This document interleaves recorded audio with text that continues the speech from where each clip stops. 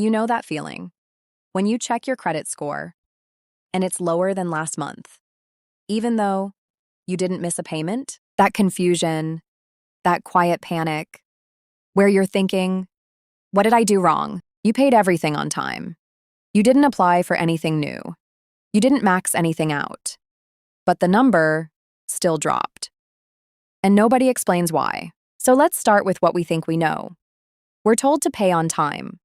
We're told not to carry a balance. And if you do those two things, your credit score should be fine, right? Except that's not always how it plays out. And the reason it doesn't is because we're thinking about credit, the way a human thinks about it, when really, the system runs on timing, snapshots, and reporting cycles that most people have never even heard of. The banks don't explain this. Your credit card app doesn't tell you. You just see a number go down, and you're left guessing. But once you understand the actual mechanics of how your score gets calculated, you realize it's not about being perfect. It's about knowing when the system is watching. All right, let's break this down.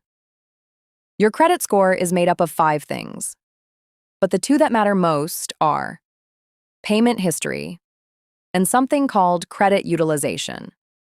Together, they make up about 65% of your score. Payment history is simple. Did you pay on time? Yes or no? That's 35% right there. But credit utilization? That's the one people misunderstand.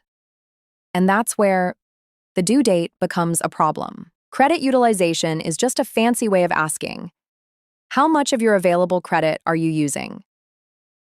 Let's say you have a credit card with a $20,000 limit. You spend $10,000 in a month. That means you're using 50% of your credit. And anything over 30% can start to drag your score down. Some people say keep it under 10% if you really want to optimize. Either way, the lower, the better. Now here's where it gets tricky. Most people assume that as long as they pay off that $10,000 by the due date, they're in the clear. But the credit bureaus don't actually wait until the due date to check your balance. They check it earlier, on something called your statement closing date. Let me show you how this works.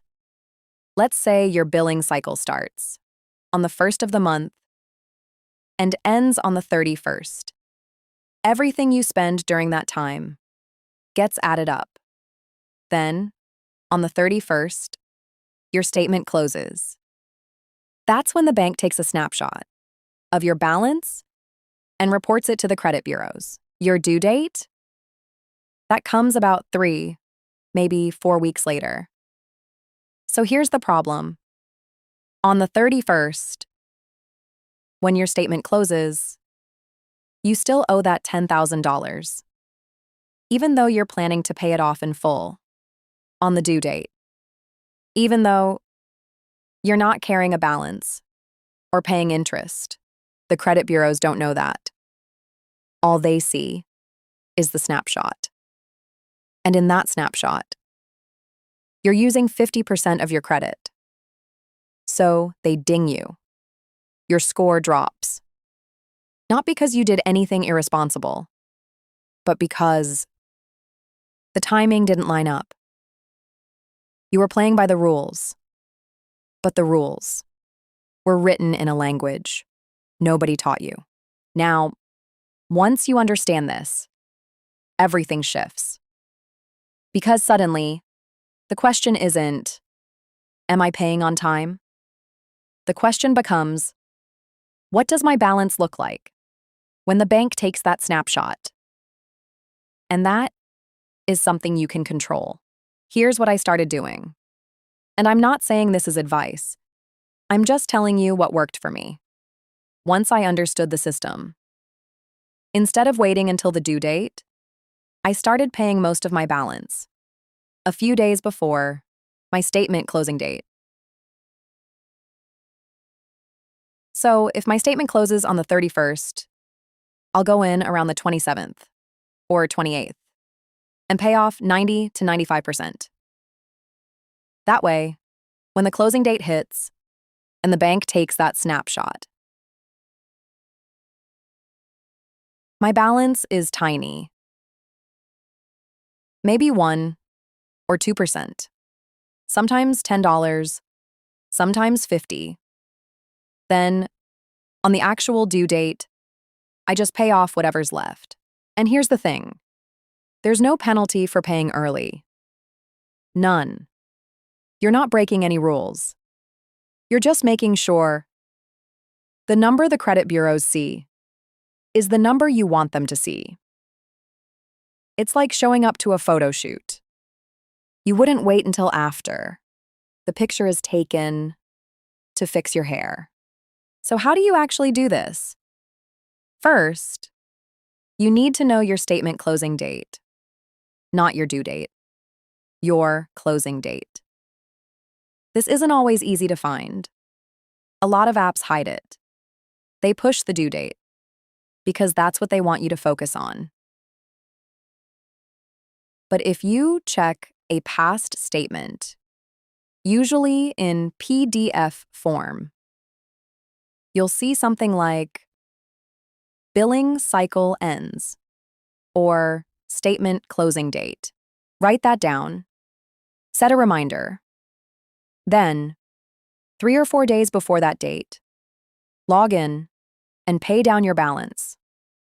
Leave a little bit, not zero, because reporting zero every month can actually hurt you slightly. The system wants to see that you're using credit responsibly, not avoiding it. So leave 1% or $10, something small. Let the statement close. That's the number that gets reported. Low utilization, better for your score. Then, on your due date, pay off the rest. No interest, no fees, just a clean cycle. I've seen people do this once, and their score jumps 10, 15, even 20 points. Not because they changed their spending, but because they changed their timing. I think what bothers me most about this is how invisible it is. You can do everything right and still feel like the system is working against you. But once you understand it, it stops feeling like luck or magic. It just becomes another part of managing your money with intention. You're not gaming the system. You're just learning the rules that were already there. And look, your credit score isn't everything. It's not your worth. It's not your discipline. It's just a number that follows a formula. And once you understand the inputs, you can adjust the outcome. So if your score dropped recently and you didn't know why, maybe this is it. Maybe it's just timing. Maybe it's fixable. Try it for 1 month. Find your closing date. Pay early. Leave a little balance. Let it report. Then pay the rest. See what happens. And if it works, come back and tell me. I'd genuinely love to hear it. Because the more people understand this, the less power it has to stress them out. Thanks for watching Ava Invests. I'll see you in the next one.